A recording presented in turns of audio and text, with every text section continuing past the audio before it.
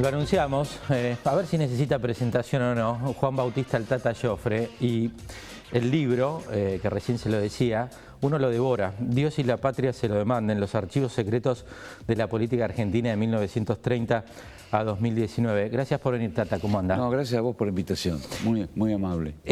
Cuando lo veía uno lo devora, porque se encuentra, y lo que a uno o me pasó a mí como periodista era decir, la vida de este hombre, los secretos que escuchó, los momentos históricos que vivió, y ni hablar de los documentos que hay, porque están graficados acá, la cantidad de documentación que tiene este libro es impactante y uno se queda con la boca abierta. Pero la pregunta es, ¿será usted el hombre con más y mejores secretos guardados de la política y de la historia argentina?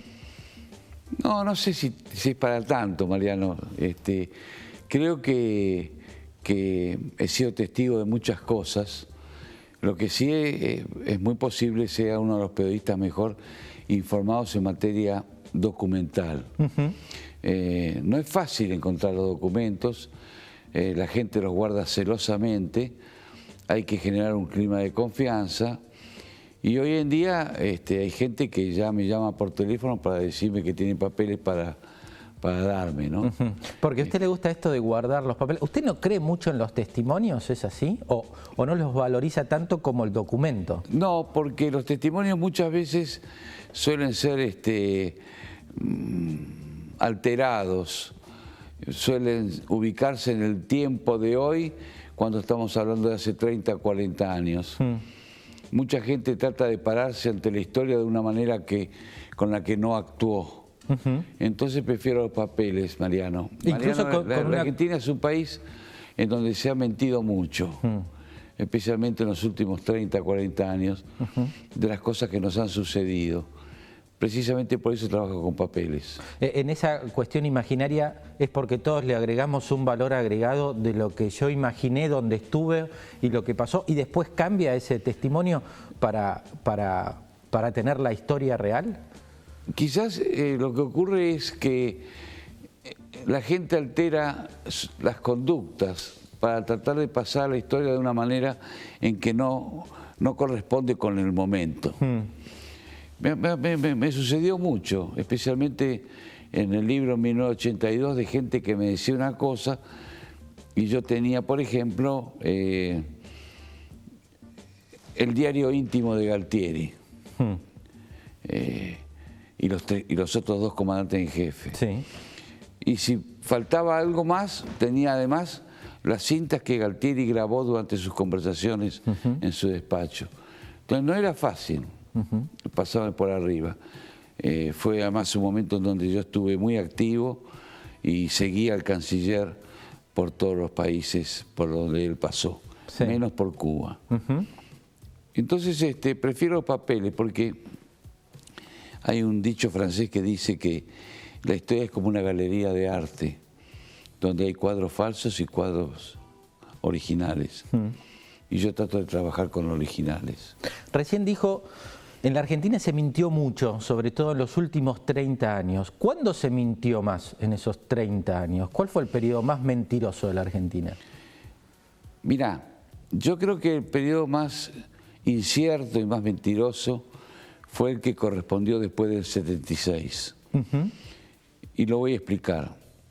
Yo creo que, aunque suene políticamente incorrecto, el golpe del 76, la dictadura del 76, es un gobierno que nace de un golpe de Estado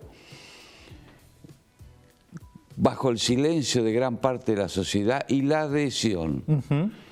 Se pedía ese golpe, aunque sea en algunos sectores. Una adhesión silenciosa. Sí. Y estamos hablando del radicalismo, del Partido Comunista, del Movimiento de Integración y Desarrollo de Frondizi, también de Oscar Allende, que era un aliado del ERP, que está ahí, y del propio peronismo.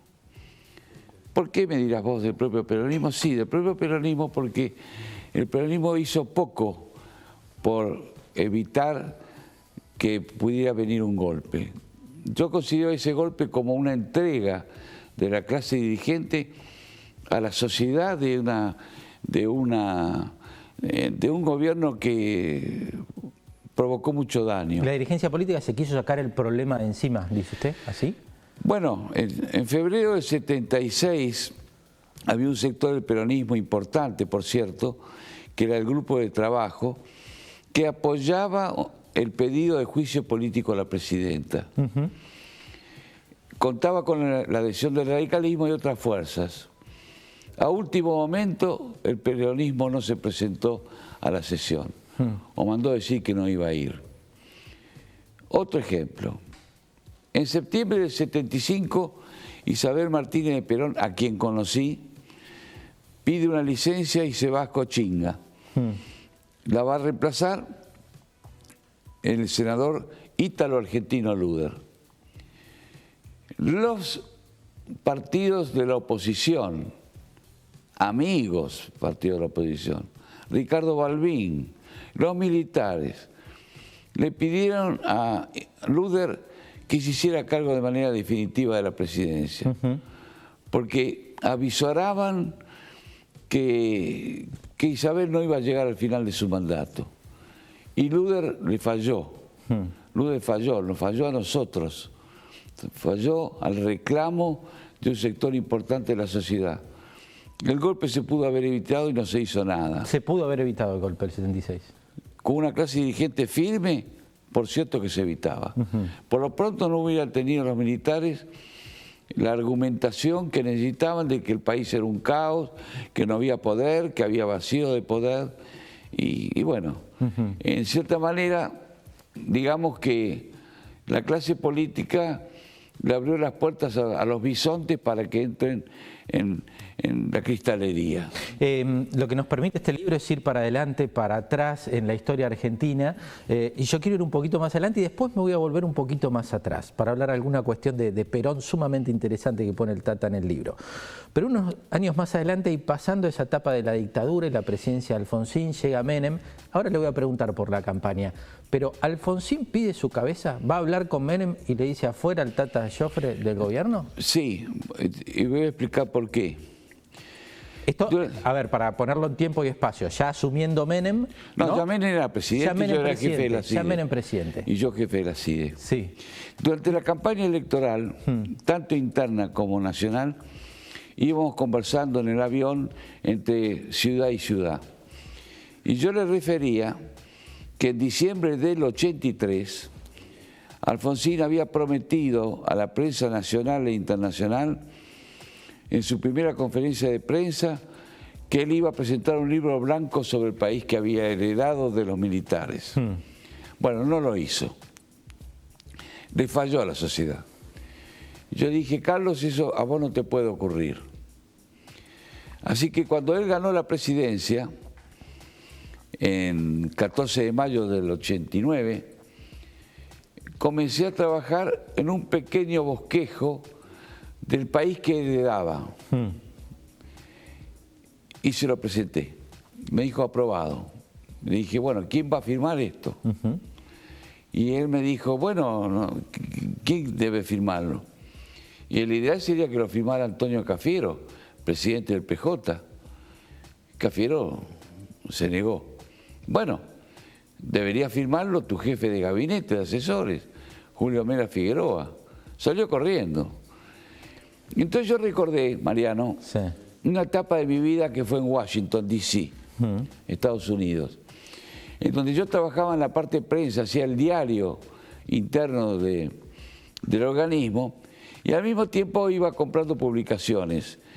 Por ejemplo, compraba publicaciones de la CIA, que son oficiales, públicas, sobre distintas estadísticas que el organismo de inteligencia norteamericana observa de aquí a 5 años, 10 años. Entonces dije, bueno, la CIDE va a hacer este informe. Y lo firmé yo.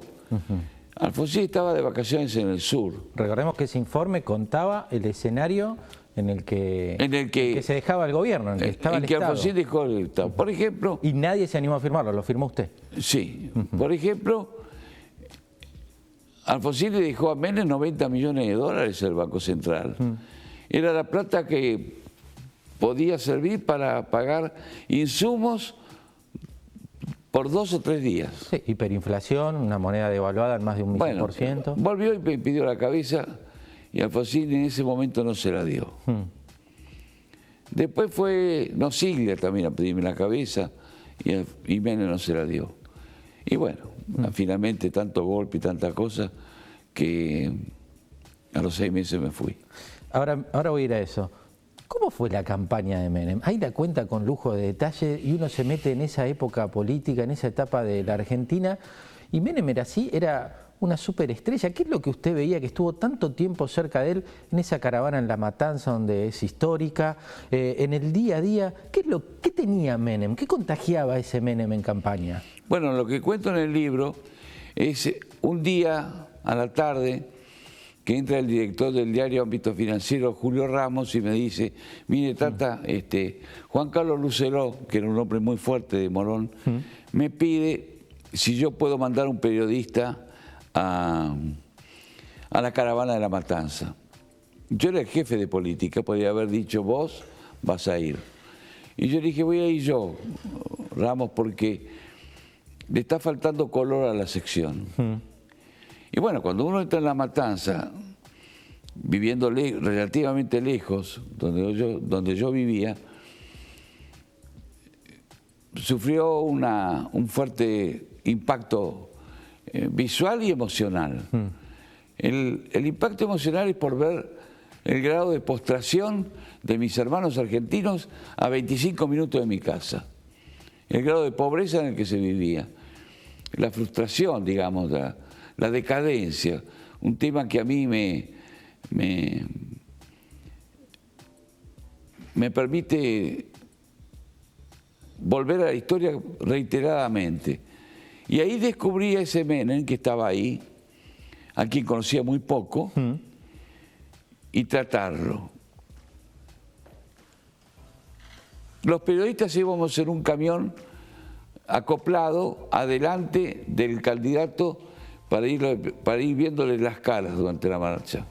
Como a los 20 minutos se produce un paso a nivel, se detiene la caravana y yo me digo, si yo me quedo acá perdí. Entonces me bajo del acoplado, me acerco al camión y le digo a Rousselot, soy Joffre, jefe de política de Ámbito Financiero, y me dijo Ramos que lo siga de cerca. ¿Me deja subir? Bueno. Para ir donde iba Menem y su, exacto, y su porque equipo. yo quería ver el espectáculo que veía el personaje central de esa obra.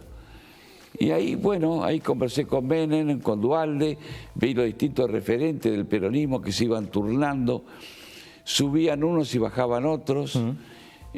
Yo no me ocupaba del peronismo en el diario, hacía más bien Cancillería, radicalismo, otros partidos.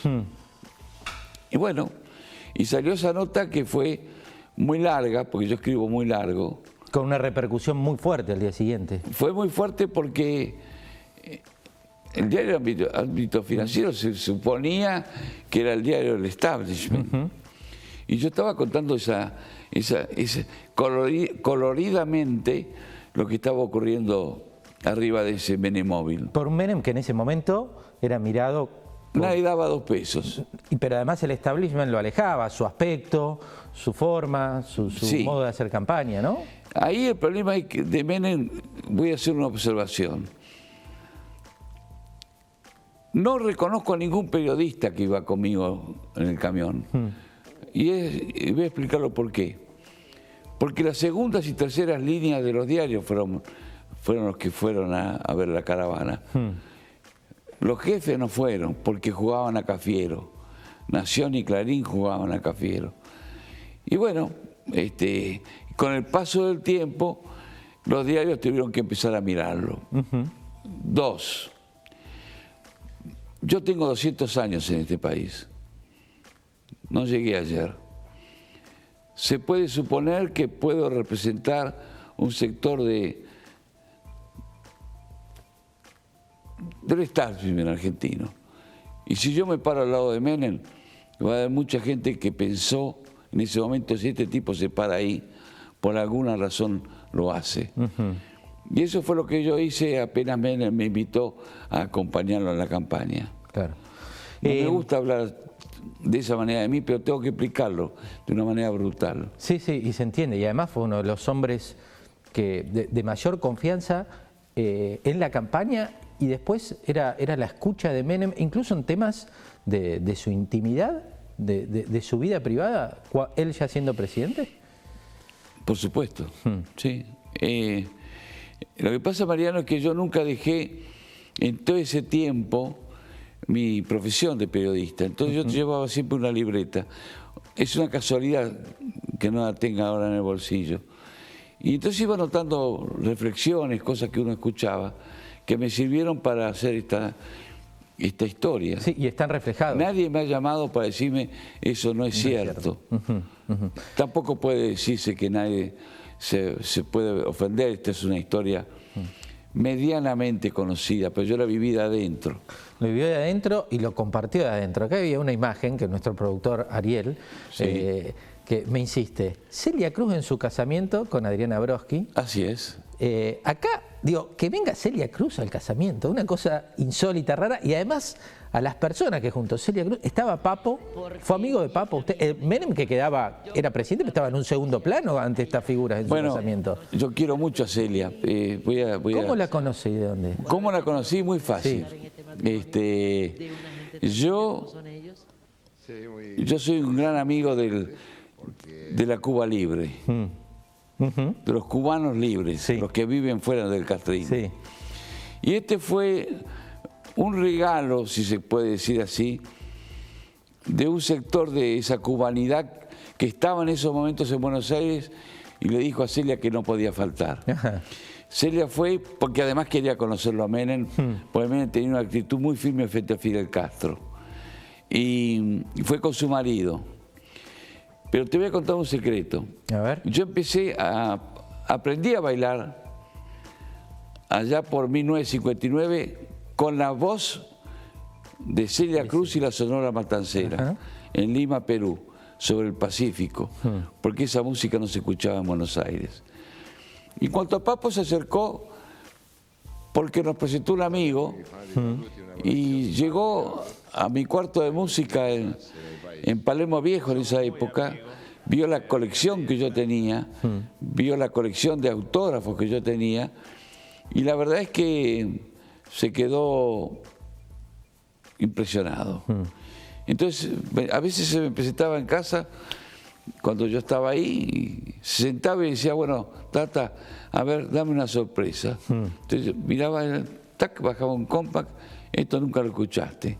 Tac, le ponía un blues de aquella época. Pero también me subí a un escenario con Papo. Ajá. ¿Cómo fue eso? Eso fue en Punta del Este, en el año 95. Estaba él, Andrés Calamaro y otra gente. Nada, yo no acompañaba. Yo soy un gran rockero. ¿Le gusta el rock? ¿Y sigue escuchando y lo disfruta? Lo disfruto mucho y quizás me siento muy feliz porque... ¿Cuál es su banda preferida? Los Rolling Stones. Los Rolling. Yo soy el que lleva a los Rolling a Olivos. Ajá. Ah, usted lo lleva, aquella foto histórica. Claro. Aquella foto histórica. ¿Quién no pasó por esa quinta de Olivos esos 90, no? ¿Y cómo fue? ¿Llegaron? ¿Cómo fue ese encuentro? La noche, 2 noches antes, me llaman de la embajada británica para preguntarme si yo quería comer con los Rolling Stones. Se agarraba la cabeza, claro. ¿Quién no?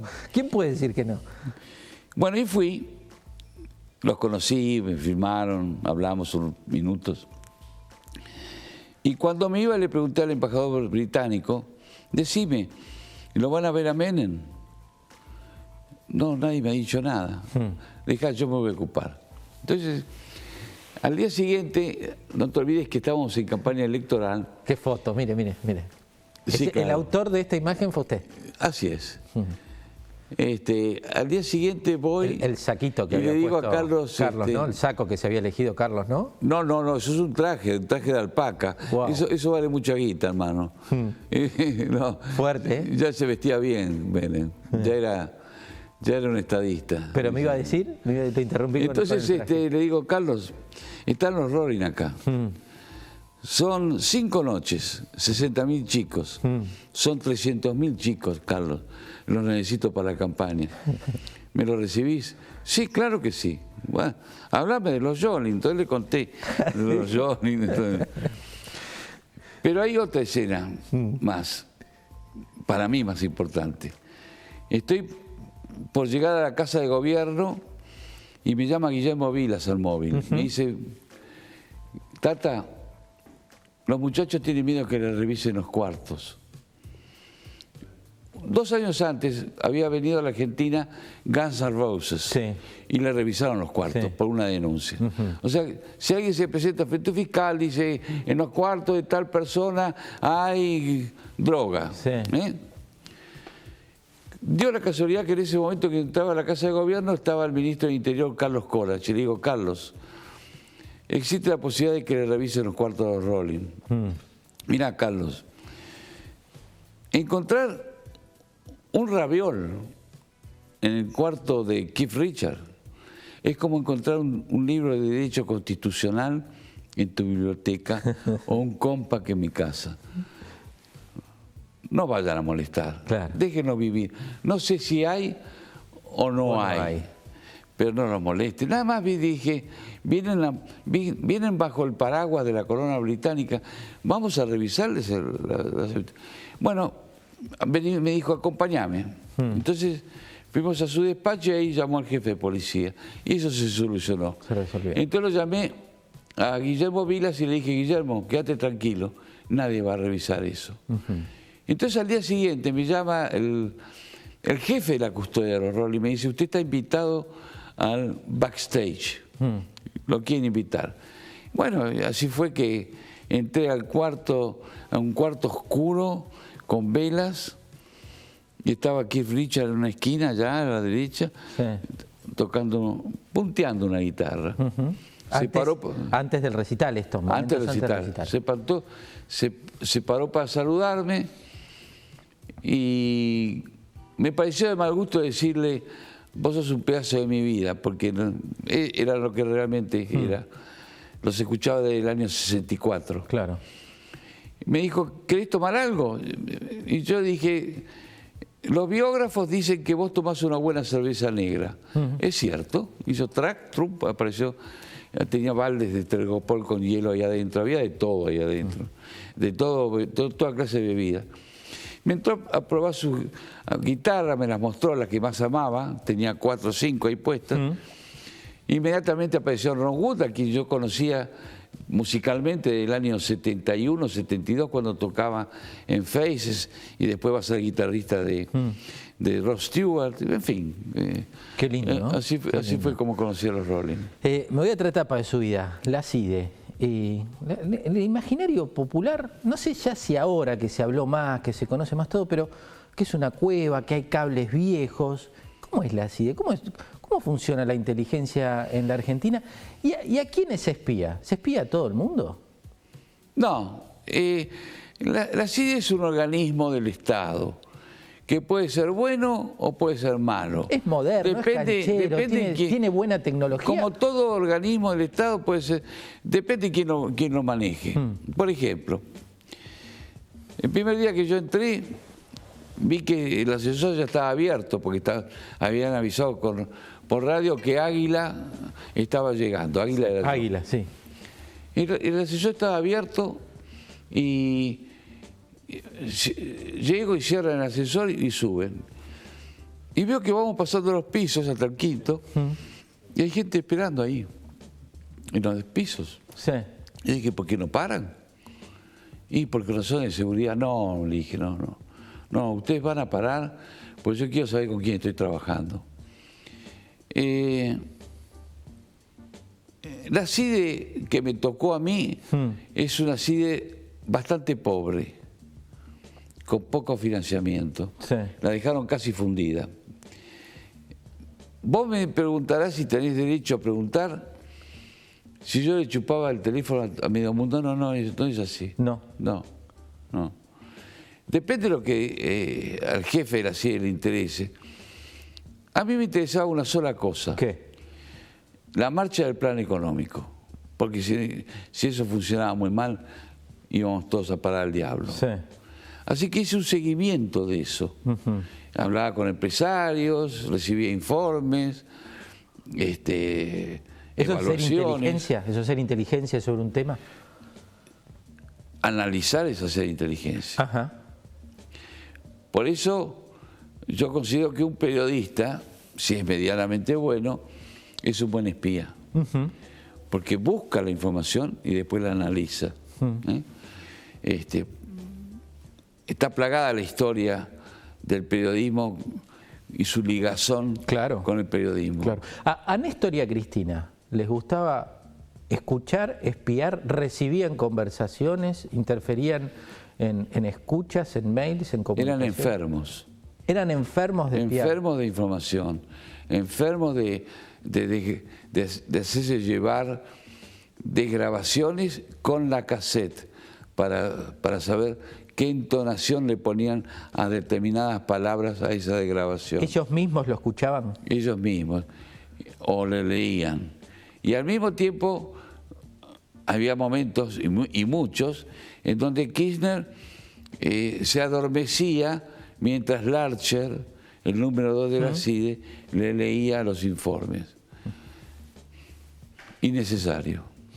¿Hoy se espía en la Argentina? ¿Se escucha o es parte del juego político? A ver si se entiende esto. ¿Está como permitido escuchar y espiar? Yo calculo que sí. Sí. Pero tengo que decirte, Mariano, también que al margen de la CIDE hay varias oficinas privadas de inteligencia que actúan. ¿Y que trabajan solo para el gobierno, para el presidente, o no exclusivamente y trabajan para que lo contrate? Sale mucha plata, pero los contratan. Es fácil pinchar Hay un un teléfono. agente de la CIA que se llamaba Frank Holder, que era socio de una agencia de inteligencia privada de la Argentina. Si quieren pinchar su teléfono, el mío, un mail, ¿es fácil hacer eso? Y para los técnicos debe ser muy fácil. Debe ser fácil. Yo no sé cómo hacerlo. No, claro. Pero hoy, en esa CIDE a la que yo llego, no había computadoras todavía. Claro, eso me preguntaron, mucho más difícil. El móvil era... El teléfono celular era un lujo, el que lo tenía era... No, era un ladrillo así, claro, que va a pero llegar... era muy caro, era carísimo. Va a llegar en noviembre, diciembre del 89. Claro.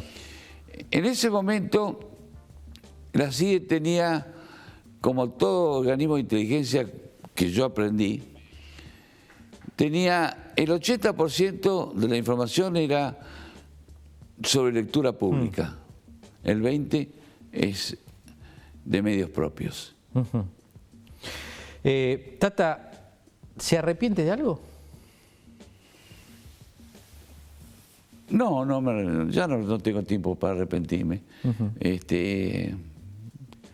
Quizás he tenido una vida privada muy activa, que no sea un ejemplo, pero públicamente puedo decir que he sido un tipo sano en la actividad pública. ¿Fue un hombre de poder? Bueno, jefe de la CIDE siempre es un hombre de poder, o creen que es un hombre de poder. Pero yo te voy a decir, Mariano, una cosa. Cuando yo me senté en ese sillón de la CIDE, me dije a mí mismo, ojo, que vas a tener que aplicarte la ley de la panadería. ¿Qué es la ley de la panadería? Muchos años antes, yo fui a comprar algo en una panadería y en la cola había un hombre que había tenido mucho poder en la Argentina y estaba haciendo la cola. Es decir, me dije, ojo, no te vuelvas loco, que vas a tener que volver a la cola de la panadería. Y la verdad es que yo camino por la calle, a las 48 horas yo caminaba sin custodia. Y lo hago hoy en día, ¿no? Hay gente que no. Me quedaron 1000 temas, pero lo vamos a seguir. El libro es impresionante, una lección de periodismo. Hágame una reflexión sobre el periodismo. ¿Qué quedó de aquella escuela del 80, del 90, donde tipos como usted, como García, como Ramos, cada uno con su mirada, con sus polémicas, con sus definiciones, pero era una escuela de periodismo, la que nos invitó a nuestra generación a decir, che, esto está buenísimo, me quiero meter esto, y hoy lo que estamos viendo, que por lo menos aquí somos bastante críticos de lo que ocurre en la mayoría de los medios. ¿Qué pasó de aquella escuela de periodismo de los 80 y de los 90 a hoy? Te voy a decir lo siguiente. En ámbito financiero tenías la alegría de ver que el director del diario bajaba a las 7 de la tarde a hacer la tapa. Los jefes de sección rodeábamos esa mesa y polemizábamos de por qué tal o cual noticia tenía que estar en la tapa y no adentro. En el caso de Roberto García y quien te habla, nunca hablábamos por teléfono con las fuentes. Yo visitaba 6, 7 personas por día. Caminábamos la calle. Ahí está. Terminaba de hablar con una persona, iba a la esquina, me sentaba en un café, bajaba lo que había escuchado y seguía la otra. No hay que sacar la libreta adelante del entrevistado porque puede frenarse. Entonces yo lo bajaba a la esquina. Así se hizo la entrevista con Galtieri. Claro. Tuve 7 horas con Galtieri y terminaba y la volcaba en la esquina. Algunos consejitos en una pizzería. para el periodismo también. Tata, gracias, un placer, la vamos a seguir en cualquier momento, una linda charla. Gracias, Mariano. Gracias. Nos vemos en 7 días, que pasen muy bien, chao.